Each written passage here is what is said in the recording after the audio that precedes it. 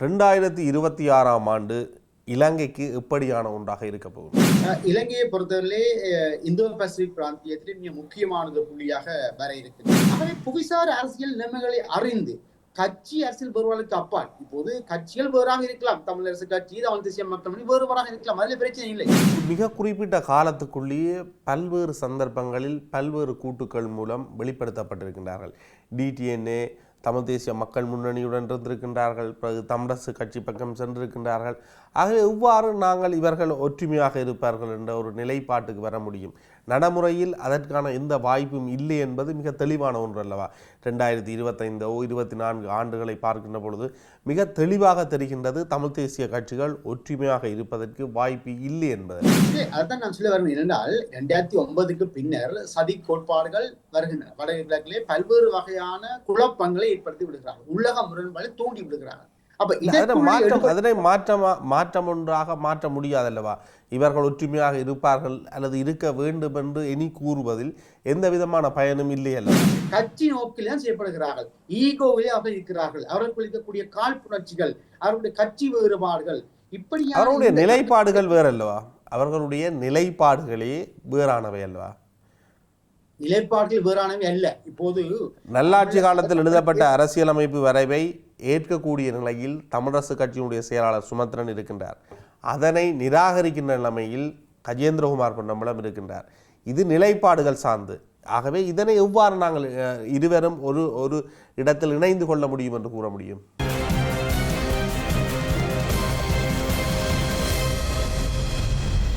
வணக்கம், இது களம், மாற்றத்துக்கான குரல். புதிய வருடங்களுக்கான எல்லாருக்கும் வாழ்த்துக்கள்.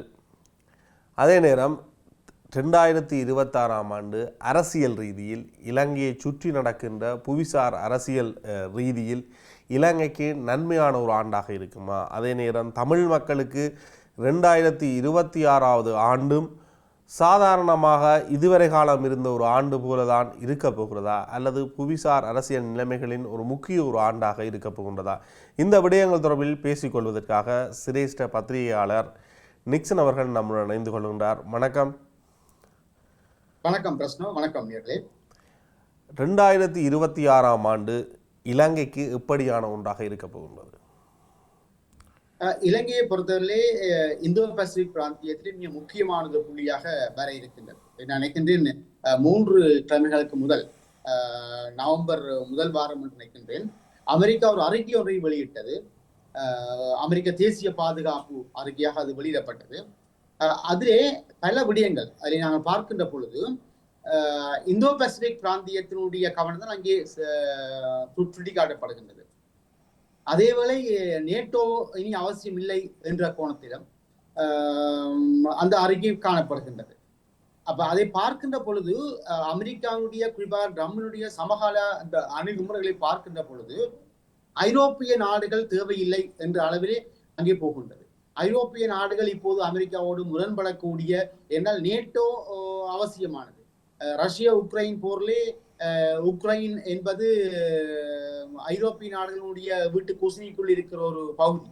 ஆகவே அங்கே நடக்கிற யுத்தத்துக்கு ஆதரவு இல்லை அல்லது அவசியம் இல்லை என்ற கோணத்திலே அந்த தேசிய பாதுகாப்பு அறிக்கை வந்து ரஷ்யா அந்த அறிக்கையை வரவேற்றிருப்பது இப்போது பிரச்சனையாக இருக்கின்றது. ஆகவே இதை நாங்கள் பார்க்கின்ற பொழுது இந்தோ பசிபிக் பிராந்தியம் முக்கியமாக இருக்கின்றது. அத்தோடு டென்மார்க்கை மையமாக கொண்ட, டென்மார்க்கினுடைய கட்டுப்பாட்டிலே சுயாதீன பிரதேசமாக இயங்குகின்ற அந்த கிரீன்லாந்து தீவை அமெரிக்கா இப்போது கண் வைத்திருக்கின்றது. அதை தன்னுடைய கட்டுப்பாட்டுகளே கொண்டு வருவதற்கு முயற்சிக்கின்றது. அமெரிக்காவிலே புவிசார் நிலைமையிலே அது கிரீன்லாந்து பிரதேசம் அமெரிக்காவோடு தொடர்புடையது. ஆகவே இப்போது அப்படியான நிலைமைகள் மாறி இருக்கின்ற பொழுது இப்போது இலங்கை ஒரு முக்கிய பகுதியாக வந்திருக்கின்றது 2026. அது கடந்த ஆண்டிலும் இருந்தது, ஆனால் இந்த ஆண்டு அது முக்கியமாக இருக்கின்றது. இந்த இடத்துல இங்க கேள்வியை கேட்டது போல இது நாங்கள் 2 வகையா பார்க்கலாம். ஒன்று, தமிழ் தேசிய கட்சியை செய்ய வேண்டும் என்பது, அடுத்து இலங்கை எப்படி இதை கையாளும் என்பது. உங்களுக்கு தெரியும், இலங்கை அதை எப்படி கையாளும் என்று சொன்னால் உங்களுக்கு தெரியும். நான் அடிக்கடி உங்களுடைய நிகழ்ச்சியை சொல்லுவது, என்னுடைய கட்டுரைகளிலும் எழுதி கொள்வது என்னென்றால், சந்திரிகாவா இருக்கலாம், ரணில் விக்ரமசிங்கவா இருக்கலாம், மஹிந்த ராஜபக்சவா இருக்கலாம், இப்போ இருக்கக்கூடிய அனில்குமார் சாணக்கியவா இருக்கலாம், யாராக இருந்தாலும் இந்த புவிசார் நிலைமைகளை அவதானித்துத்தான் இந்த இலங்கையினுடைய ஒட்டியாட்சி அரசியல் ஜாப்பை பாதுகாக்கின்றார்.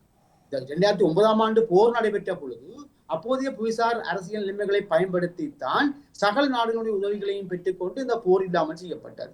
இப்போது அனுதகுமார் சனாக்கா இந்த நிலைமையை அவதானிக்கின்றார். இப்போது அமெரிக்கா இந்தியாவுக்கு இடையே இருக்கக்கூடிய பனிப்போரை அவர் அவதானிக்கின்றார். அதற்கூடாக அவர் தன்னை நகர்த்தி கொண்டு போகின்றார். இப்போது டித்வா புயலால் ஏற்பட்டிருக்கக்கூடிய பொருளாதார பிரச்சனைக்கு எல்லாம் தீர்வானக்கூடிய அளவுக்கு அங்கே செயற்பாடு நடக்கின்றது. கடன்கள் வருகின்றன, நன்கொடைகள் வருகின்றன. ஆகவே இது இந்த மாதிரியான அணுகுமுறை கட்சி வேறுபாடாக இருந்தாலும், சிங்கள அரசியல் கட்சிகள் வேறுபாடாக இருந்தாலும், தங்களுடைய இந்த இலங்கை அரசு என்ற அந்த கட்டமைப்பை பாதுகாக்கின்ற விடயத்தில் அவர்கள் புவிசார் அரசியல் நிலைமைகளை ஆராய்ந்து அதற்கு ஏற்ப நகர்ந்து கொண்டு போகிறார்கள். ஆகவே தமிழ் தேசிய கட்சிகள் இங்கே என்ன செய்கின்றன என்று சொன்னால் உள்ளுக்குள்ளே முரண்படுகின்றன. எப்படி உள்ள கட்சிகளிலான மோதல், சுயேட்சை குழுவோடு இருக்கக்கூடிய மோதல், அடுத்தது தேசிய மக்கள் சக்தி இருக்கக்கூடிய தமிழ் உறுப்பினர்களோடு மோதல், கட்சிக்குள்ளே மோதல், உதாரணமாக ஸ்ரீதரன் சுமந்திரன் என்ற மோதல், இப்படியாக மோதலுக்குள்ளே இவர்கள் தங்களுடைய கவனங்கள் செய்திருக்கிறார்கள். ஆகவே இப்படி செய்திருப்புகின்ற பொழுதுதான் இந்த புவிசார் அரசியல் நிலைமைகளை அவதானித்து செயல்படுகின்ற சிங்கள அரசியல் கட்சிகள் தற்போது தேசிய மக்கள் சக்தி இது வசதியாக இருக்கின்றது. நீங்கள் பாருங்கள், தேசிய மக்கள் சக்தி மாத்திரம்தான் கடந்த தேர்தலிலே வடமாநிலத்தில் அதிகமான ஆசனங்களை பெற்றிருக்கிறது என்று சொன்னால் இந்த உள்ளக முரண்பாடுகளை பயன்படுத்துகிறார்கள். மக்களுக்கு தமிழ் தேசிய உணர்வு இருக்கின்றது. அந்த உணர்வுகளில் இருந்து செயற்படக்கூடிய செயற்பாட்டாளர்களை தங்கள் பக்கம் எடுத்திருக்கிறார்கள். இப்ப உதாரணமாக இளங்குமரன் சிவாஜி லிங்கத்தோடு சேர்ந்து பணியாற்றியவர். கொழும்பிலே விடுதலை புலிகளுடைய தலைவர்களுடைய தாயார் இறந்த பொழுது அந்த போருடலை வல்வெடுத்துறையை கொண்டு வந்து நல்லடக்கம் செய்யும் வரைக்கும் அதில் ஈடுபட்டு வருவார். அவை அப்படியானவர்களைத்தான் தேசிய மக்கள் சக்தி குறிப்பாக ஜேவிபி எடுத்து தங்கள் கட்சியை இணைத்து தேர்தலிலே போட்டி போட செய்து வெற்றி பெற்றிருக்கிறார்கள். ஆக தமிழ் தேசிய பரப்புக்குள்ளே வந்து நின்று எங்களோடு சேர்ந்து பணியாற்றியவர்களை அவர்கள் கொண்டு போகிறார்கள். ஆனால் சந்திரிகா, ரணில், மஹிந்த ராஜபக்சே எல்லாம் என்ன செய்தார்கள் என்றால் முகவர்களைத்தான் கொண்டு வந்தார்கள். டக்ளஸ் தேவானந்தா, பிள்ளையான், கருணா, அப்புறம் பிற்காலத்துல அங்கஜன் ராமநாதன், விஜயலாமேஸ்வரர் முகவர்கள் தான். ஆனால் இங்கே தமிழ் தேசிய பரப்புக்குள்ளே இருந்து பணியாற்றியவர்களை குறிப்பாக ராஜீவன் போன்றவர்கள் எல்லோரும் அப்படியானவர்கள் தான். இப்போது பேராசிரியர் விரிவுரையாளர் கபிலன் அவர் கூட அப்படியான ஒரு அவருடைய மனைவி கூட ஒரு போராளியாக இருந்தவர். அப்படியானவர்களைத்தான் தேசிய மக்கள் சக்தி உள்வாங்கி இருக்கின்றது. ஆக இப்படியான சூழல் என்ன நடக்க போகுதுன்னு சொன்னால் இவர்களுடைய உள்ளக முரண்பாடுகள், கட்சி முரண்பாடுகள் என்றால் என்ன நடக்க போகுதுன்னு சொன்னால் தேசிய மக்கள் மாதிரி ஒரு சக்தி, ஒரு இயக்கம் தான், ஒரு கட்சி தான் வடக்கு கிழக்கிலே மீண்டும் கோலச்ச போகின்றது. ஆகவே புவிசார் அரசியல் நிலைமைகளை அறிந்து கட்சி அரசியல் வேறுபாடுகளுக்கு அப்பால் இப்போது கட்சிகள் வேறாக இருக்கலாம். தமிழரசு கட்சி, தமிழ் தேசிய மக்கள் வேறுபாடாக இருக்கலாம், அதில் பிரச்சனை இல்லை. ஆனால் சிங்கள அரசியல் தலைவர்கள் எப்படி புவிசார் அரசியல் நிலைமைகளை ஆராய்ந்து ஒரு புள்ளியில் வந்து நின்று பணியாற்றுகிறார்களோ தங்களுடைய இலங்கை ஒற்றையாட்சி அரசியல் என்ற கட்டமைப்பை பாதுகாப்பதற்கு, அதே போல தமிழ் தேசிய பரப்பிலே எங்களுடைய தீர்வு என்ன என்ற விடயத்தில் ஒருமித்த குரலாக செயற்படக்கூடிய ஒரு தேவை இருக்கின்றது. அதுக்கு புவிசார் அரசியல் நிலைமைகளை அவதானித்து ஒருமித்து செயற்படுவதற்கான வாய்ப்புகள் இல்லை என்பது மிக தெளிவாக தெரிகின்றது அல்லவா? டிடிஎன்ஏ ஆக இருக்கலாம், தமிழ் தேசிய மக்கள் முன்னணியாக இருக்கலாம், தமிழரசு கட்சியாக இருக்கலாம், மிக குறிப்பிட்ட காலத்துக்குள்ளேயே பல்வேறு சந்தர்ப்பங்களில் பல்வேறு கூட்டுக்கள் மூலம் வெளிப்படுத்தப்பட்டிருக்கின்றார்கள். டிடிஎன்ஏ தமிழ் தேசிய மக்கள் முன்னணியுடன் இருந்திருக்கின்றார்கள், பிறகு தமிழரசு கட்சி பக்கம் சென்றிருக்கின்றார்கள். ஆகவே எவ்வாறு நாங்கள் இவர்கள் ஒற்றுமையாக இருப்பார்கள் என்ற ஒரு நிலைப்பாட்டுக்கு வர முடியும்? நடைமுறையில் அதற்கான எந்த வாய்ப்பும் இல்லை என்பது மிக தெளிவான ஒன்று அல்லவா? 2025 24 ஆண்டுகளை பார்க்கின்ற பொழுது மிக தெளிவாக தெரிகின்றது தமிழ் தேசிய கட்சிகள் ஒற்றுமையாக இருப்பதற்கு வாய்ப்பு இல்லை என்பதல்லவா? அதான் நான் சொல்ல வரணும். என்றால் 2009க்கு பின்னர் சதி கோட்பாடுகள் வருகின்றன. வடக்கு கிழக்கிலே பல்வேறு வகையான குழப்பங்களை ஏற்படுத்தி விடுகிறார்கள், உள்ளக முரண்பாடு தூண்டி விடுகிறார்கள். அதனை மாற்றம் ஒன்றாக மாற்ற முடியாதல்லவா? இவர்கள் ஒற்றுமையாக இருப்பார்கள் அல்லது இருக்க வேண்டும் என்று எண்ணி கூறுவதில் எந்த விதமான பயனும் இல்லை அல்லவா? ஏனென்றால் அதற்கான வாய்ப்பு இருக்க போவது கிடையாது இல்லையா? தேர்தல் அரசியலே ஈடுபட்டு கொண்டிருக்கின்ற கட்சிகள் தேர்தல் அரசியலில் ஈடுபட்டாலும் இப்ப நான் சொல்லி வருவது என்னென்றால் இந்த புவிசார் இப்போது இப்ப சிங்கள கட்சியே பாருங்க, ஐக்கியச கட்சியா இருக்கலாம், ஸ்ரீலங்கா சுதந்திர கட்சியா இருக்கலாம், ஸ்ரீலங்கா பொதின பெருவனவா இருக்கலாம், ஜேபியா இருக்கலாம். எவ்வளவு முரண்பாடுகள், எவ்வளவு அடிப்படையில் உள்ளுக்குள்ளே இப்போது கூட ரணிலும் சஜித்தும் சேருவதா இல்லையா என்ற முரண்பாடுகள். ஆனால் தமிழருடைய பிரச்சனை வடக்கு கிழக்கு என்று வருகின்ற பொழுது அவர்கள் ஒரு புள்ளியை நிற்கிறார்கள், ஒரே வகையான அணுகுமுறைத்தான் கொண்டு வருகின்றார்கள். அப்ப அங்கேதான் பிரச்சனை. அதைத்தான் நாங்கள் அணுக வேண்டும். அப்படியான அணுகுமுறை உண்மையிலே செய்ய வேண்டியது நாங்கள் தான். உதாரணமாக இப்போது நாங்கள் தமிழ்நாட்டுக்கு சென்று பேச்சுவார்த்தை நடந்ததாக இருந்தால் இப்போது ஆட்சி இருக்கக்கூடிய பாஜகவினுடைய தமிழக கட்சி எங்களுடைய பிரச்சனையை ஆதரித்து அரைக்க விட வேண்டும் என்பது அல்ல, அல்லது மத்திய இருக்கக்கூடிய பாஜக கூட அரைக்க விட வேண்டும் என்பது அல்ல. இந்திய மத்திய அரசு அரைக்க விட வேண்டும். ஈழத்தோமக்களுடைய பிரச்சனையிலே இப்படியான ஒரு தீர்வு 13 திருத்த சட்டத்தை கைவிட்ட இல்ல, அது ஒரு சமஷ்டி, என்ன வகையான சமஷ்டி, அது எப்படியான தீர்வு என்பதை அவர்கள் வெளிப்படையாக வெளியுறவு அமைச்சினுடைய அறிக்கையிலே வர வேண்டும். அப்படி அது முதல் கட்டம். அப்படி அறிக்கையில வருகின்ற பொழுதுதான் இந்த புவிசார் போட்டியின்மைக்குள்ளே இப்போது அமெரிக்கா என்ன செய்கின்றது, இந்தோ பசிபிக் பிராந்தியத்திலே மையமாக கொண்டு இந்தியாவையும் தங்கள் பக்கம் எடுப்பதற்கான முயற்சியில் ஈடுபடுகின்றது. ஆகவே இலங்கையை மையமாக கொண்டு வருகின்ற பொழுது இந்தியா அப்படி அறிக்கை விடுமாக இருந்தால் அமெரிக்கா என்ன செய்யும், இன்னும் ஒரு படி சென்று மேலே தோமக்களுடைய பிரச்சனை தொடர்பாக கவனம் செலுத்தவர் அல்லது பேச முற்படும். ஆனால்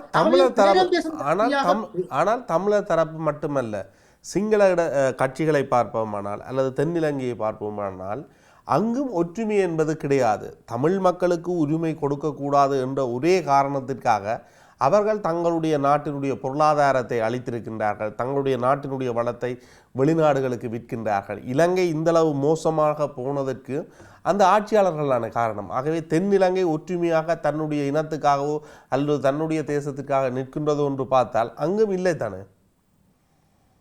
அதிலே உங்களுடைய கேள்வியிலே உண்மை இருக்கின்றது. அதாவது அசோக சினமரட்ன, நான் அடிக்கடி சொல்லிக் கொள்கின்ற ஒரு விஷயம், அசோக சினமரட்ன ஒரு அரசியல் 10 எழுத்தாளர், ஒரு ஆய்வாளர், கொலம்பு டெலிகிராஃப்லே சொன்னபடியும் நீங்கள் கேள்வியில் குறிப்பிட்ட வடியம்தான் 1948ஆம் ஆண்டு இலங்கை சுதந்திரம் அடைந்த காலத்திலே இருந்து அரசியல் பொருளாதார திட்டங்கள், அதாவது டிசிஷன் மேக்கிங், பாலிசி மேக்கிங், கொள்கை வகுப்பு மற்றதும் கொள்கை வகுப்பு, தீர்மானம் எடுத்தல் என்ற இந்த 2 விடயங்களிலும் தமிழர்கள் இணைத்துக் கொள்ளப்படவில்லை, முஸ்லிம்கள் இணைக்கப்படவில்லை. தனிய சிங்களவர்கள் ஈடுபட்டதன் காரணமாகத்தான் இன்றைய இந்த பொருளாதார நெருக்கடி வந்திருக்கின்றது. போருக்காக மாத்திரம் இவர்கள் சிந்தித்தார்களை ஒழிய, வடக்கு கிழக்கிலே தமிழர்களை எப்படி சிதைக்க வேண்டும், அழிக்க வேண்டும் என்று சிந்தித்தார்களை ஒழிய, ஆனால் இலங்கையை கட்டியெழுப்ப, ஒட்டுமொத்தமான இலங்கை தீவை கட்டியெழுப்ப இவர்கள் திட்டங்கள் தீட்டவில்லை என்று குற்றம் சுமத்தி இருந்தார். ஆகவே அதிலே வந்த முரண்பாடுகள் இதற்குள் இருக்குது, இல்லை என்றில்லை. ஆனால் இப்ப தமிழ் தரவை பொறுத்தவரையிலே பாதிக்கப்பட்ட ஒரு சமூகமாக, அல்லது அகிம்சை போராட்டம், 30 ஆண்டு கால அகிம்சை போராட்டத்தையும் 30 ஆண்டு கால ஒரு ஆயுத போராட்டம், அது மிக பலமாக நடந்த ஒரு போராட்டம். ஆகவே அதன் பின்னிதான ஒரு சூழலே தமிழ் அரசியல் கட்சியிലേക്ക് இருக்கக்கூடிய அந்த ஒருமித்த குரல் செயல்பாடு என்பது மிக மிக முக்கியமானது. நாங்கள் ஒரு சர்வ சாதாரண கட்சி அரசியலுக்குள்ளே வந்துவிடக் கூடாது. நான் 2010ஆம் ஆண்டே சொன்னேன், சாதாரணமான கட்சி அரசியல் செயல்பாடு என்பது ஒரு அரசியல் விடுதலைக்கானதாக இருக்காது. ஆகவே இந்த அரசியலை நாங்கள் அபிவிருத்தியையும் வேறாக பார்க்க வேண்டும், அரசியலையும் வேறாக பார்க்க வேண்டும், இரண்டையும் ஒன்றித்து பார்க்கிற தன்மை இருக்கக்கூடாது. ஆனால் கொழும்பு அபிவிருத்தியையும் அரசியலையும் ஒன்றித்து வடக்கு கிழக்கிலே கொண்டே அறிமுகப்படுத்தியிருக்கின்றது. இதை செய்தவர்கள் சிங்கள அரசியல் தலைவர்கள் தான். ஆகவே அப்படி பார்க்கின்ற பொழுது இப்போ இருக்கக்கூடிய புவிசார் அரசியல் என்ற நிலைமையிலே இலங்கை அரசியல் என்ற அந்த கட்டமைப்பு அமெரிக்காவுக்கும் தேவை, இந்தியாவுக்கும் தேவை, சீனாவுக்கும் தேவை. அதற்கான போட்டியிலே இலங்கை அரசியல் இருக்கக்கூடிய ஆட்சியாளர்கள் என்னத்தை கேட்கிறார்களோ அதை கொடுக்கக்கூடிய நிலைமை தான் இருக்கின்றது. ஆகவே நாங்கள் அமெரிக்காவும் இருக்கலாம், சீனாவும் இருக்கலாம், இலங்கைக்கு எதையும் கொடுத்து அவர்கள் தங்களுடைய நலனை பெற்றுக்கொண்டாலும் இலங்கை எந்த ஒரு கட்டத்திலும் தான் இருந்ததை விட முன்னேறியதாக இல்லை தானே. தன்னுடைய கடனில் மட்டும்தான் தொடர்ச்சியாக இலங்கை முன்னேறுகின்றதை தவிர மற்ற எந்த ஒரு விடயத்திலேயும் முன்னேற்றம் என்பது இலங்கைக்கு இருந்திருக்கின்றதா? இலங்கை தொடர்ந்து கடன்களை வாங்கி தான் ஒரு பொறிக்குள் சிக்கிக்கொண்டே இருக்கின்றதை தவிர இலங்கை எந்த வகையில் தன்னை ஒரு பிரம்மாண்டமாக அல்லது தன்னை நிலைநிறுத்துகின்ற ஒரு செயற்பாட்டுக்கு நோக்கி செல்கின்றது என்று பார்க்கலாம். நிச்சயமாக இலங்கை ஸ்திரமாக இல்லை, அது உண்மை, அது உண்மை. இந்த குழப்பமான நிலைமைகளைத்தான் இப்போது கூட பாருங்கள், தேசிய மக்கள் சக்திக்குள்ளே பல முரண்பாடுகள் எழ ஆரம்பித்து விட்டன. ஜேவிபியினுடைய ஆதிக்கம் தான் தேசிய மக்கள் சக்திக்குள்ளே இருக்கின்றது என்றால் நீங்க சிங்கள சமூக வலைத்தளங்களை பார்த்தால் தெரியும், சிங்கள பிரதான ஊடகங்களை பார்த்தாலும் தெரியும். ஆனால் இதுவரைக்கும் அது வெளிப்படையாக வரவில்லை. ஆகவே இந்த கட்சிகளுக்குள்ளே இருக்கக்கூடிய முரண்பாடுகளை பயன்படுத்தி கூட எங்களுடைய அரசியல் தேவைகளை எப்படி பேரம் பேச முடியும் என்ற ஒரு நிலைப்பாட்டுக்குள்ள இன்னும் தமிழ் தேசிய கட்சியில் வரவில்லை என்றுதான் நான் சொல்ல வருகின்றேன். தமிழ் தேசிய கட்சியுடைய பலவீனம் எல்லாமே முழுக்க உள்கட்சி மோதல், மற்ற கட்சியோடு மோதுகின்றது, ஈகோ பிரச்சனை, சுயாதீன குழுவாக வந்த அர்ஜுனாவோடு கூட மோதக்கூடிய எல்லாமே. ஆகவே இந்த மாதிரி அதாவது தங்களை சுற்றி ஏவப்பட்டிருக்கின்ற சதிகளை கூட புரிந்து கொள்ளாததாகத்தான் இருக்கிறார். அது காரணம் என்னவென்றால் முழுக்க தேர்தல் அரசியலை மட்டும்தான் கவனம். அப்ப இங்க ஒரு போலி தமிழ் தேசியம் ஒன்று வருகின்றது. இந்த போலி தமிழ் தேசியத்தை இப்போது மக்கள் அறிந்து கொண்டதன் காரணமாகத்தான் அர்ஜுனா மாரியாக்களுக்கும் தேசிய மக்கள் சக்தி அறிமுகப்படுத்திய தமிழ் வேட்பாளருக்கும் மக்கள் வாக்களிக்கும் நிலைமை வந்தது. அது முன்னர் அங்கஜனுக்கும் விஜயகலா மகேஸ்வரனுக்கும் இருந்து இப்போது அது இங்கே மாறி இருக்கின்றது. அப்ப இனி எதிர்வரும் காலத்தில் என்ன நடக்க போறதுன்னு சொன்னால் தென்பகுதியிலே சிங்கள கட்சிகளிடையே மோதல் இருக்கலாம், அடிப்பொடி இருக்கலாம், எதுவும் இருக்கலாம். இருந்தாலும் அங்கே அரசு என்ற ஒரு கட்டமைப்பு இருக்கின்றது. அந்த அரசு என்ற ஒரு கட்டமைப்பை தான் அமெரிக்காவோ இந்தியாவோ சீனாவோ வந்து பற்றி பிடிக்கும், இதை உதவிகளை செய்யும். அவர்களுக்கு கட்சி முரண்பாட்டை பற்றி அவர்கள் பார்க்க மாட்டார்கள். அப்படி அரசு என்ற கட்டமைப்பை நோக்கி அமெரிக்காவோ இந்தியாவோ பொருளாதார உதவிகளை செய்கின்ற பொழுது அதுலேயே ஒரு சின்ன பகுதி தான் எங்களுக்கு வரப்போகின்றது. அப்ப இந்த இடத்திலே தான் நாங்கள் லாபகமாக பயன்படுத்திக் கொள்ள வேண்டும், ராஜதந்திரமாக பயன்படுத்திக் கொள்ள வேண்டும். இப்ப தமிழ் தேசிய கட்சிகளுக்கு, தமிழ் தேசிய பரப்புக்கு ஒரு வெளியுறவு கொள்கை தேவைன்னு சொல்லுகிறாங்க. ஆனா இதுவரைக்கும் எந்த ஒரு கட்சியும் எந்த ஒரு வெளியுறவு கொள்கையும் இதுவரைக்கும் தயாரித்ததாக இல்லை. வெளியுறவு கொள்கையை தயாரித்து அதன்படி புவிசார் அரசியலை அணுகி அதற்கேற்ப நாடுகளோடு பேரம் பேசுகிற நிலைமையிலே இல்லை. இப்போது கூட இந்தியாவுக்கு போய் வருகின்றார். நான் சொல்வது என்னவென்றால், இந்தியாவை இருக்கலாம், அமெரிக்காவை இருக்கலாம், அவருடைய வெளியுறவு அமைச்சிலே அந்த அமைச்சரை அறிக்கை வர வேண்டும். இப்ப கனடாவிலே கூட இன அழிப்பு தீர்மானம் உடனடியாக அதனை எதிர்பார்க்க முடியுமா? இப்ப இங்கிருந்து தமிழ் தேசியம் சார்ந்த ஒரு கட்சி சென்று தமிழகத்தில் சந்திப்பை நடத்தி இருக்கின்றது, அதன் பின்னர் டெல்லிக்கு செல்வார்கள். ஒரு அடுத்தடுத்த கட்டமாகத்தான் இதனை பார்க்க முடியும். எடுத்தவுடன் நாங்கள் மத்திய அரசாங்கம் இதுக்கு உடனடியாக இந்தியா இதற்கு அழுத்தம் கொடுக்கும் என்று பார்க்க முடியுமா? இல்லை தானே, இது ஒரு முதல் கட்டமாக தானே பார்க்க முடியும். இது ஒரு 70 80 ஆண்டுகளுக்கு மேலான போராட்டம். ஆகவே நாங்கள் உடனடியாக எதிர்பார்க்க முடியாது என்பது அல்ல. ஆனால் 70 வருடங்கள் இந்த போராட்டம் இருந்திருந்தாலும் கடைசி 15-16 வருடங்கள் என்ன நடந்தது என்பதும் எங்களுக்கு தெரியும் தானே. இந்தியா கூப்பிட்டு தமிழ் தேசிய கூட்டமைப்பாக இருந்த சம்பந்தன் அவர்கள் தலைவராக இருக்கின்ற பொழுது தான் இந்தியா வரமாட்டேன் என்று கூறியிருந்தார்.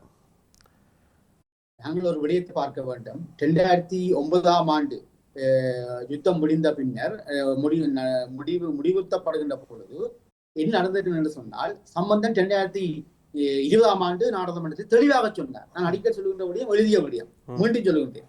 என்ன, 2009ஆம் ஆண்டு ஏப்ரல் மாதம் தேதி எனக்கு ஞாபகம் இல்லை, சம்பந்தம் சொல்லியிருந்தார், கொழும்புல இருக்கின்ற அமெரிக்க இந்திய தூதர்கள் தன்னுடைய இல்லத்துக்கு வந்து சந்தித்தார்கள் என்றும், யுத்தத்தை முடிவு கொண்டு வர போகின்றோம், அதன் பின்னர் ஒரு அரசியல் தீர்வு ஒன்று வரும், அந்த தீர்வுக்கு தமிழ் தேசிய கூட்டமைப்பு, அப்போ தமிழ் தேசிய கூட்டமைப்பா இருந்தது, தமிழ் தேசிய கூட்டமைப்பு ஆதரவு வழங்க வேண்டும் என்று கேட்டுக்கொண்டார்கள். நானும் ஓம் என்று மகிழ்ச்சியாக சொன்னேன், அரசியல் தீர்வு வரும் என்று. சரி, இப்ப அதை 2020ஆம் ஆண்டு நாடாளுமன்றத்தில் சொல்லுகின்றார் சம்பந்தன். அப்ப 10 வருடம் ஆகிவிட்டது, ஆனால் அமெரிக்காவும் இந்தியாவும் கைவிட்டு விட்டது, எந்த ஒரு அரசியல் தீர்வும் இல்லை. ஆகவே யுத்தமும் இல்லாத ஒரு சூழலில் அமெரிக்க இந்திய அரசியலுக்கு பதில் சொல்ல வேண்டும் என்று பகிரங்கமாக பேசுகிறார். மண்டபத்திலும் குறிப்பிட்டிருந்தார்.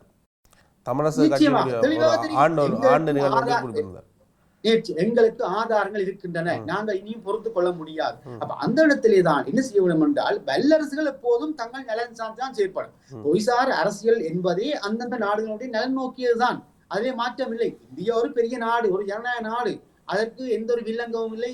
தமிழர்களுக்கு வந்து ஈழம் பெற்றுக் கொடுக்க வேண்டும், சுயநிர்ணயம் பெற்றுக் கொடுக்க வேண்டும் என்ற எந்த ஒரு தேவையும் இல்லை. அமெரிக்காவுக்கும் இல்லை, சீனாவுக்கும் இல்லை. ஆனால் நாங்கள் தான் அதற்கான சந்தர்ப்பங்கள் உருவாக்க வேண்டும். ஒரு மையப் பொருளாக இருக்கின்றது. இலங்கை அரசாங்கம் இந்தியாவுடன் இணைந்து செல்கின்ற பொழுது தமிழ் மக்களுக்காக இந்தியா இறங்கி இலங்கையை எதிர்க்க வேண்டிய, இலங்கை அரசை எதிர்க்க வேண்டிய தேவை எப்படி உருவாகும்?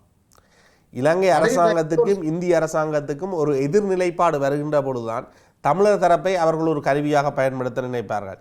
இரண்டு தரப்பும் நல்லுறவில் இருக்கின்ற பொழுது எவ்வாறு தமிழர் தரப்புக்காக இந்தியா செயற்படும்? தமிழர் தரப்பை தங்களுக்கான கருவியாக பயன்படுத்தக்கூடிய அளவுக்கு கூட இப்போது தமிழ் தேசிய கட்சிகள் இல்லை, பலவீனம் அடைந்து விட்டன. நான் சொல்ல வருவது என்னென்றால், இப்ப உதாரணமாக பலஸ்தீனத்தை நாங்கள் பார்க்க வேண்டும். ஹமாஸுக்குள்ளே 1000 முரண்பாடுகள் இருக்கின்றன, பலருக்கு அது தெரிவதில்லை. உள்ளக முரண்பாடுகள் இருக்கின்றன. இஸ்ரேல் பல முரண்பாடு, சதிக்கோட்பாடை அவிட்டு விட்டது. ஆனால் அதற்கு மத்தியிலே அவர்கள் அந்த பலஸ்தீனம் தங்களுடைய தேசம் என்பதை அவர்கள் ஒருமித்த குழுவோடு இருக்கின்றார்கள். புலம்பெயர் நாட்டில் இருக்கக்கூடிய பலஸ்தீனுடைய உதவியை பெற்றுக் கொள்கிறார்கள், சேர்ந்து இயங்குகிறார்கள். ஆனால் எங்களுக்குள் என்ன நடக்கிறது என்றால், முழுக்க தேர்தல் அரசியல் தான், முழுக்க உள்ளக முரண்பாடு, ஆளையால் குற்றம் சாட்டுவது. இங்கிருக்கின்ற கட்சிகள் அனைத்தையும் பிழை என்று சொல்லிவிட்டால் நாங்கள் யார் தலைமைத்துவம் வழங்குவது தமிழ் மக்களுக்கு? தலைமைத்துவம் அல்ல, இப்போது கூட சந்தர்ப்பம் இருக்கின்றது. கஜேந்திரகுமாரோ சுமந்திரனோ இப்போது சிங்கள தலைவர்கள் போன்று எங்களுடைய பிரச்சனைகளை சர்வதேச அரங்களை கையாளுவதற்கு ஒரு புள்ளியிலே வர முடியும். நிச்சயமாக அவர்கள் வர முடியும், அதை இந்த மாற்று கருத்து அவர்கள் வர முடியாது என்பதுதான் வரலாறு இல்லையா? கட்சி நோக்கில் தான் செய்யப்படுகிறார்கள், ஈகோவிலே அவர்கள் இருக்கிறார்கள். அவர்களுக்கு இருக்கக்கூடிய காழ்ப்புணர்ச்சிகள், அவர்களுடைய கட்சி வேறுபாடுகள், இப்படி அவருடைய நிலைப்பாடுகள் வேற அல்லவா? அவர்களுடைய நிலைப்பாடுகளே வேறானவை அல்லவா?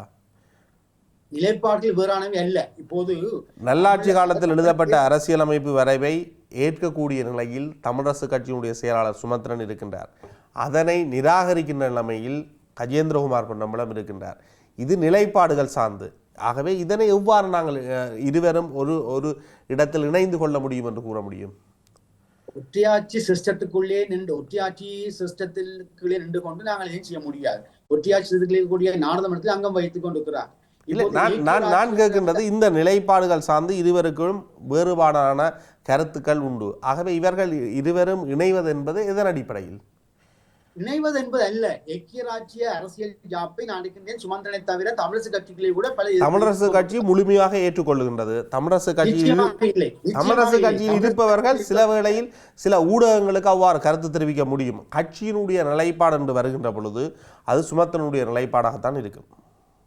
நிச்சயமாக இதுதான் நான் சொன்னேன், கட்சிக்குள்ள இருக்கக்கூடியவர்களுடைய அது தமிழரசு கட்சியினுடைய நிலைப்பாடு என்று பார்த்து செல்வதில் எங்களுக்கு பிரச்சனை இல்லை. அதில் ஒரு நிலைப்பாடு, இந்த ஊடகத்து கருத்து தெரிவிக்கும் போது இன்னும் ஒரு நிலைப்பாடு என்று தெரிவிப்பதை விட எது நிலைப்பாடு என்ற அடிப்படையில் தான் நாங்கள் பார்க்க வேண்டும். நிலைப்பாடு அல்ல. இப்போது சுய நிர்ணய உரிமை என்பது ஒரு ஒற்றை வார்த்தை சொல்லக்கூடியது. இப்போது இன அழிப்பு என்று பேசுகிறார். இன அழிப்பு வந்து எல்லா கட்சியிலும் ஒன்று சேர்ந்து கட்சிகளை கடிதம் அனுப்பி கொண்டிருக்கிறார். ஆனால் இதுவரைக்கும் இன அழிப்பை நோக்கி எந்த ஒரு நகரும் எடுக்கப்படவில்லை. இந்த புவிசார் அரசியல் சூழல் பயன்படுத்தப்பட்ட நிலையில் எதுவும் பயன்படுத்தப்படவில்லை. குறிப்பாக சர்வதேச குற்றவியல் நீதிமன்றத்துக்கு போவதாக கஜேந்திரகுமார் சொல்லுகிறார். சரி, சர்வதேச குற்றவியல் நீதிமன்றத்துக்கு என்றாலும் போவதற்கான ஏதேனும் நடவடிக்கை எடுத்தாரா? ஏதாவது இதுவரைக்கும் நகரும் நடந்ததா? இல்லை. கஜேந்திரகுமார் நினைத்து விட்டால் அது நடந்து விடுமா? நடந்ததா? இல்லை, கொஞ்சம் பொருங்கள், நடந்ததா? இல்லை. அப்ப என்னென்றால் நீங்க ஒன்றே பாருங்க, போலி தமிழ் தேசியம் பேசுகிறார்கள் தங்களுடைய கட்சி நலன் சார்ந்து. இதுதான் பிரச்சனை.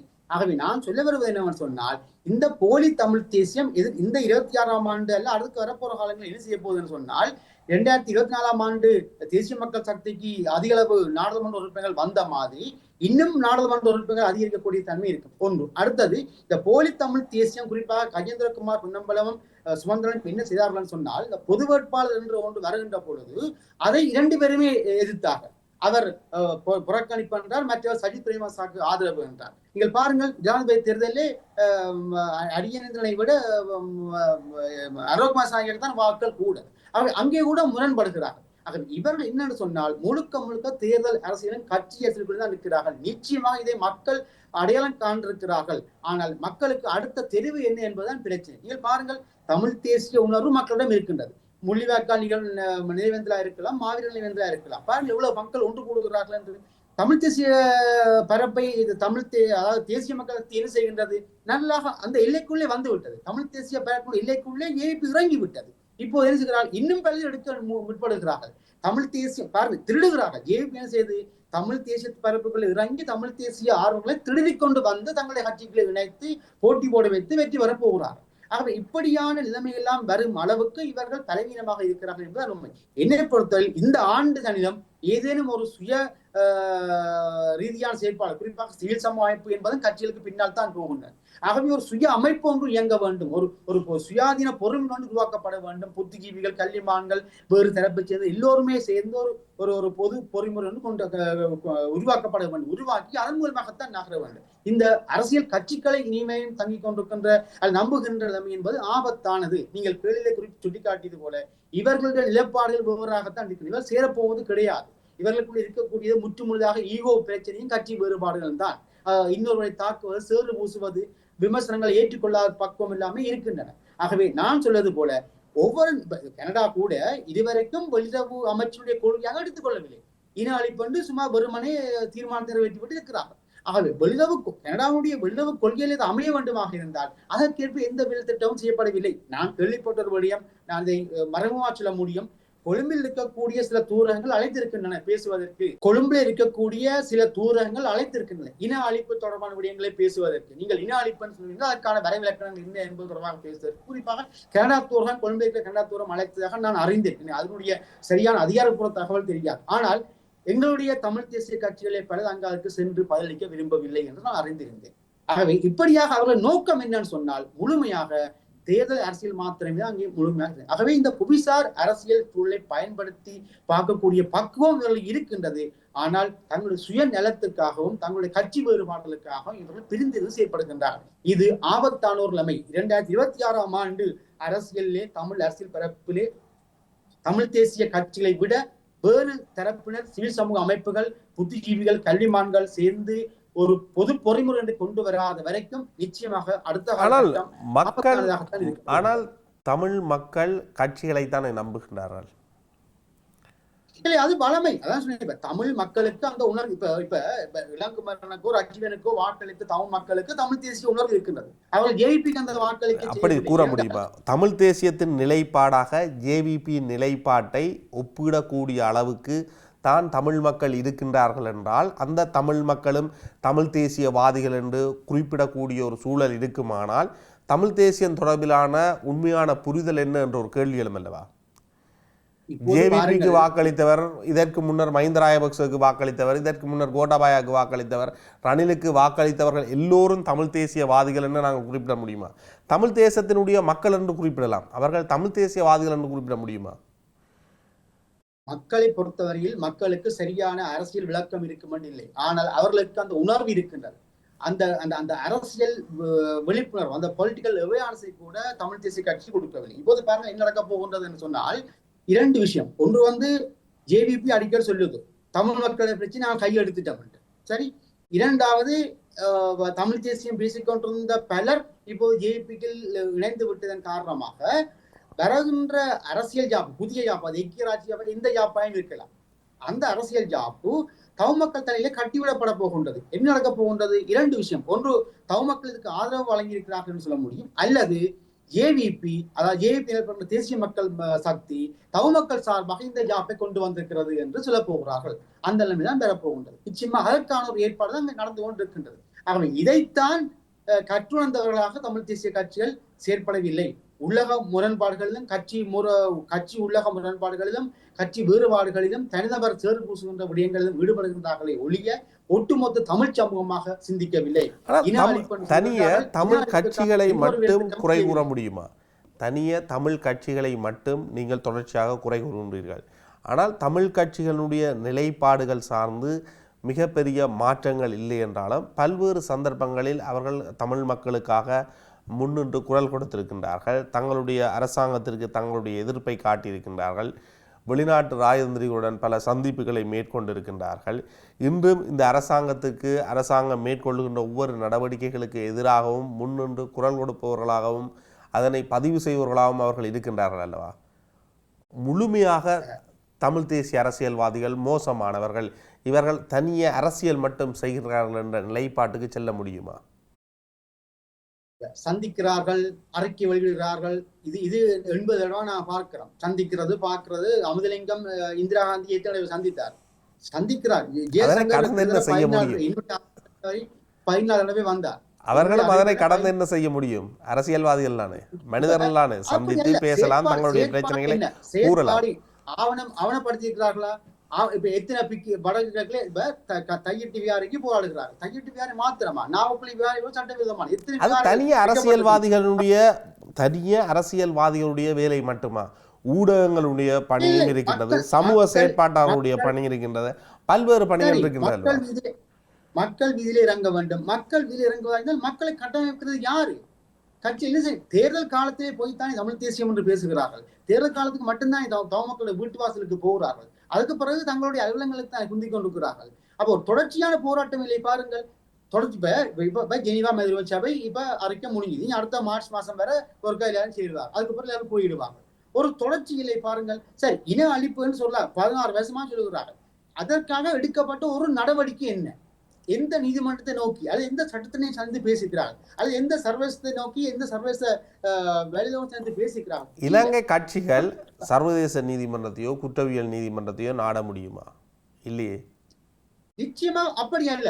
இரண்டு விஷயம். ஒன்று, புவிசார் அரசியல், சர்வதேச சட்டம். இரண்டு வைத்திருக்கிறது. புவிசார் அரசியலுக்குள்ளே நாங்கள் போக தேவையில்லை. நாங்கள் எந்த நாட்டுக்கும் சாதகமாக இருக்குது, எங்களுடைய நிலைப்பாடு இது என்று எல்லா நாட்டுக்கும் சொல்ல வேண்டியதுதான். ஆரம்பத்தில் சொன்னேன், இப்போது இந்தியாவுக்கு நாங்கள் ஒரு நிலைப்பாட்டை சொல்லுவோம், அமெரிக்காவை சொல்லுவோம். அது அவர்கள் ஏற்றுக்கொண்டு தங்களுடைய அறிக்கைகளை வெளியிடுகின்ற அளவுக்கு அதை தாக்கம் கொண்டு வர வேண்டும். அதாவது சர்வதேச சட்டங்களை நோக்கி போவதற்கு யாருக்கும் உரிமை உண்டு. இப்ப சர்வதேச நீதிமன்றத்துக்கு போவதற்கு ஒரு அரசு தேவை. சர்வதேச குற்றவியல் நீதிமன்றத்துக்கு எவ்வாறு செல்வது கட்சிகள்? சர்வதேச அதற்கான அணுகுமுறைகளை இவர்கள் எல்லோரும் சட்டத்தில் இல்லவா? அதற்கான அணுகுமுறைகள் உண்டு. அதை பரீட்சித்தார்களா? அதுக்கு போனார்களா? இப்போதான் தமிழகத்துக்கு போய் சந்தித்திருக்கின்றார்கள். அது கூட நான் என்ன சொல்கின்றேன், பாஜகவோ அல்லது காங்கிரஸோ தங்களுடைய கட்சி மட்டத்திலே அறிக்கைகளை விடுவது அல்ல, அரசு மட்டத்திலே, இந்திய அரசு மட்டத்திலே அறிக்கைகள் வர வேண்டும். அது இதுவரைக்கும் இல்லை. 2009க்கு பின்னால் சொல்லி அந்த அறிக்கை இதுவரைக்கும் இல்லை.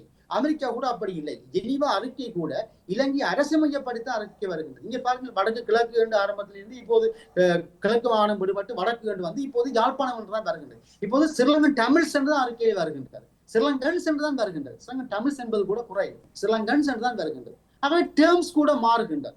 ஆகவே எல்லாவற்றையுமே நாங்கள் தரமுறையை கொண்டு வந்த நிலையில் இப்போது சுயநிர்ணய உரிமை அற்ற ஒரு சமஷ்டியை கோரி போட்டு வந்திருக்கிறார்கள். அதுவும் கோரிக்கை மட்டும்தான். செயற்பாடு என்ன? தொடர்ச்சியான போராட்டம் என்ன? தொடர்ச்சியான அறவழி போராட்டம் என்ன? ஆகவே சாதாரண தேர்தல் அரசியல் கட்சிக்குள்ளே நின்று கொண்டுதான் செயற்படுகிறார்கள். இது ஒரு விடுதலைக்கான அரசியல் பயணமாக, அது அரசியல் போராட்டமாக இது இல்லை.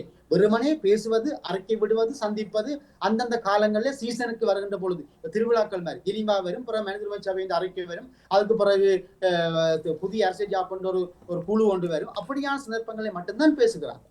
ஆகவே என்ன, அதாவது தங்களுடைய நிலைப்பாடு என்ன என்பதில் கட்சி வேறுபாடுகளுக்கு அப்பால் ஒருமித்த குரலில் ஒரு பேப்பர்லேயே எழுதி வைத்துக் கொள்ளவில்லை இவர்கள். ஆனால் இலங்கை அரசு அப்படி அல்ல. ஒற்றை ஆட்சி அரசு என்பதை நிறுவுகிறார்கள். 1949 ஆரம்பித்த கல்லையா திட்டம் 2009 யுத்தம் வரையும் கொஞ்சம் தடைப்பட்டது. 2009க்கு பின்னர் இப்போது அது நீட்சியாக, அது வடிவங்கள். அவர்கள் அரசுள்ள தரப்பல்லவா? அரசுள்ள தரப்பும் அரசற்ற தரப்பையும் நாம் ஒப்பிட முடியுமா? அப்படி அல்ல.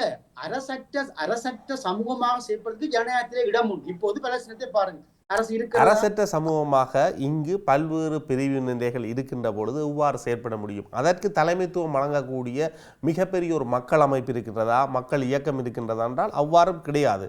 இருக்கின்ற அமைப்புகளுக்குள் ஒற்றுமை இருக்கின்றதா என்றால் அதுவும் கிடையாது. ஆகவே எவ்வாறு ஒன்றிணைந்து ஒரு நிலைப்பாட்டுக்காக செயற்பட முடியும்? அது நடைமுறையில் சாத்தியம் இல்லை அல்லவா? நல்ல கேள்வி. நிச்சயமாக இங்குதான் இருக்குது பிரச்சனை. இவர்கள் வர வேண்டும், ஆனால் வரவில்லை. ஏன் வரவில்லை? இவர்களுக்கு தமிழ் தேசியம், போலி தமிழ் தேசியம் பேசுகிறார்கள். அதில் எந்த விதமான தமிழ் தேசியம் பேசுறாங்களே தற்பொழுது கொஞ்சம் பேர் தான் இருக்காங்க. அவங்களையும் போலி தமிழ் தேசியம் என்று சொல்லிட்டா எல்லாரும் போய் என்பிபியிலையும் ஜேபிலையும் இணைய வேண்டியது.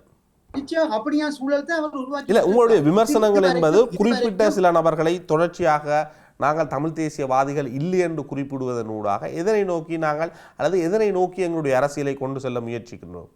இது மக்கள் சிந்திக்க வேண்டிய விஷயம். மக்கள் ஒவ்வொரு தேர்தல் வருகின்ற பொழுது மக்களை பொறுத்தவரையிலே தேர்தலிலே யார் போட்டி போடுகிறார்கள், யாருக்கு வாக்களிக்க வேண்டும் என்ற சரியான அரசியல் பக்கம் எல்லோருக்கும் இருப்பதில்லை. நானும் நீங்கள் கதைப்பது போல சாதாரண மக்கள் பேசிக்கொள்வதில்லை. அதைத்தான் இப்போது சாத்தியமாக தங்களுக்கு சாதகமாக இந்த தமிழ் தேசிய கட்சியில் பயன்படுத்திக் கொள்கின்றன. இப்ப கஜேந்திரகுமார் பொண்ணு நினைக்கிறார், தனக்கு அப்படியும் ஒரு ஆசனம் ஒன்று கிடைக்கும். தமிழ் தேசிய கட்சி நினைக்குது, தனக்கு அப்படியும் ஒரு 5-6 ஆசனம் கிடைக்கும். அப்ப இதான் நீங்க பிரச்சனை. தங்களுடைய ஆசனங்களை அங்க அவர்கள் அப்படியே செட் பண்ணி வச்சிருக்கிறார்கள். ஆனால் வடக்கு கிழக்கிலே யோசிச்சு பாருங்கள், 22 நாடாளுமன்ற உறுப்பினர்கள் இருந்தார்கள். அப்ப அது மாறி இன்றைக்கு 12-11 தான் இருக்குது. இன்றைக்கு இது அது இன்னும் குறையக்கூடிய வாய்ப்பு இருக்கின்றது. ஆகவே மக்கள் தொகை குறைந்து அதற்கு பின்னால் மாவட்டங்கள் ரீதியிலான நாடாளுமன்ற உறுப்பினர்களுடைய எண்ணிக்கை எல்லாம் குறைவடைந்து விட்டதல்லவா?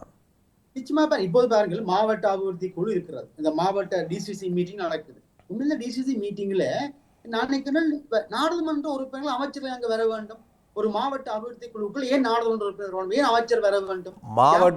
மாவட்ட அபிவிருத்தி குழு கூட்டத்தில் நாடாளுமன்ற உறுப்பினர்கள், அமைச்சர்கள், அமைச்சு மட்ட அதிகாரிகள், உள்ளூராட்சி சபையினுடைய தலைவர் மற்றும் உபதலைவர், இவ்வளவு பேரும் தான் பங்கு பெற முடியும். இது சுற்று நிறுவம் இல்ல. அரசியல் எந்த இடத்துல சுற்று நிறுவம், அரசாங்கம் வெளியிட்டிருக்கின்ற சுற்று நிறுவத்தின் அடிப்படையில் தான் இந்த டிசிசி மீட்டிங்கள் இடம்பெறுகின்றது.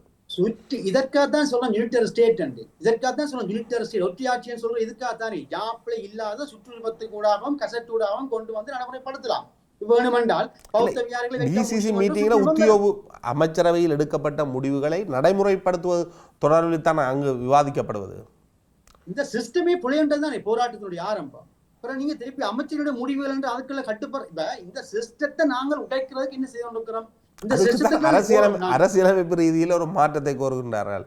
ஆனால் அதன் வரையினுள் அவர்கள் அந்த சிஸ்டத்தில் இருந்து கொண்டு செயற்படுகின்றார்கள். இந்த அரசியலமைப்பை மாற்றுவதற்கான திட்டத்திலே கூட தமிழ் தேசிய கட்சியில் ஒழுங்கான திட்டம் இல்லை.